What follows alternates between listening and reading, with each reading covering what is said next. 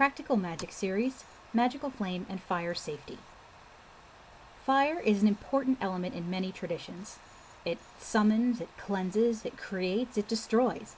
It inspires and illuminates. And it can also cause a lot of problems if you're not careful with how you use it.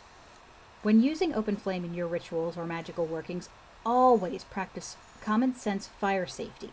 This includes removing flammable materials from the immediate area, ensuring proper ventilation for smoke and heat, using a fireproof surface such as cement or stone for hot elements like burning rolls, employing catch dishes for falling embers, dripping wax, or hot coals, keeping water or a fire extinguisher within reach in case of accidents, fully extinguishing the flames and the embers once you're finished, and never leaving a burning or smoldering substance unattended.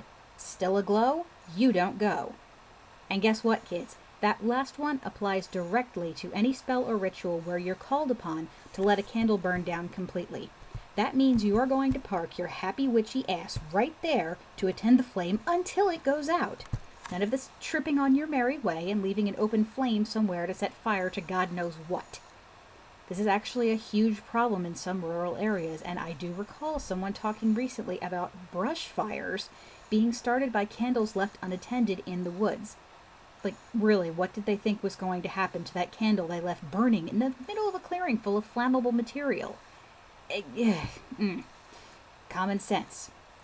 If for some reason you can't wait for long periods for candles to burn down, time constraints, patience, etc., either use smaller candles like chime candles or birthday candles, they work great, or don't use this method in your rituals. Stick to things that require tea lights, jar candles, is something that you can leave burning for a while and then extinguish safely. For practical and health-related purposes, take your burning bowl outside. Smoke fills a room and a house much faster than you think it will. Nothing spoils a magical mood like setting off the smoke detector, or worse, the sprinkler system. And that's saying nothing of the smell of burnt herbs that can saturate your entire home for days afterward. Take any allergic conditions of anyone involved, including passive ones within wafting range, into account before you begin. Keep your pets away from the area. Not only are curious pets prone to knocking over candles and singeing noses and tails on open flame, but the smoke from incense or burning herbs can cause respiratory issues or settle on their skin and fur and make them sick when they lick themselves clean later on. If your furry friend does happen to come into more than incidental contact with the smoke, just give them a quick wipe with a damp washcloth to remove the residue. And hereby, more than incidental means if you hug them and they smell like smoke, you need to wipe them down. If you're going to be moving around with your burning objects, say a smoke stick or a candle, make sure that you have a safe part of the object to hold on to. Whether it's a handle or a jar or a plate or a bunch of stems, just make sure it's a safe distance from whatever bit of the thing is on fire. You don't want to burn your hands and drop something mid-ritual. Huge mood killer. Also, if the flame is not in a container of some sort, or if you're carrying a bundle of burning herbs, keep a fire-safe dish underneath to catch anything that happens to drip down or fall off. This will prevent you getting hot wax or burning embers on yourself, your floors, or your clothes. For safety reasons, the idea of perpetual flames for devotional or magical purposes are really not good ideas. By perpetual flame, we mean an actual flame in this case.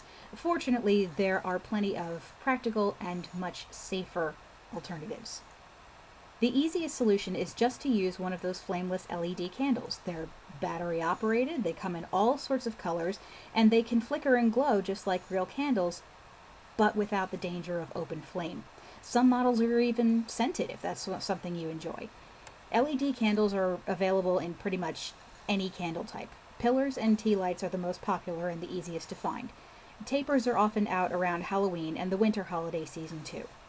I've recommended these in the past to witches who don't wish to use fire in their practices, but they still want light, or they're in situations where they can't light a candle for their castings, dorms, parents' homes, etc.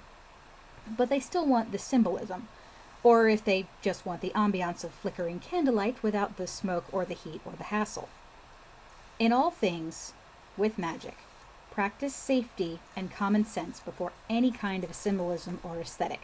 Your witchy mood and your spell won't go well if something catches on fire that's not meant to.